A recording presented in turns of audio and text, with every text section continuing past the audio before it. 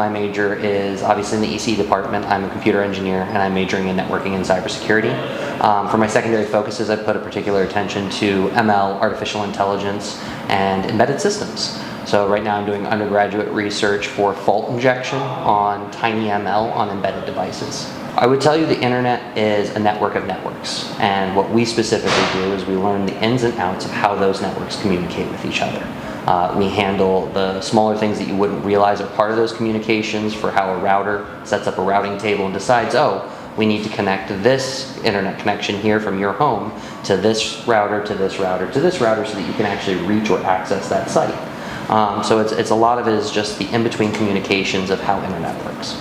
I've just started my cybersecurity classes this final semester, so most of it has been actually focused on networking. I've found that to be amazing and wonderful. I remember growing up and having just 56K data modem where it's dial-up, and having that transition to where Wi-Fi and cable internet is basically available everywhere.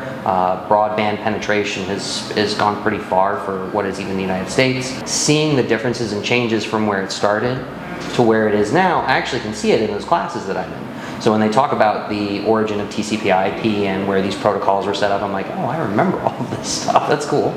So I think it's been very enjoyable to me. I especially like the networking parts of it. Probably not all computer engineers get as much hardware and software mix. I wanted to specialize in those areas. I find that in the current job market, there is so many people that are in CS and software that are coming into the field that if I don't differentiate myself in some particular way, hardware being that way, I'll be less likely or have a harder time trying to find jobs.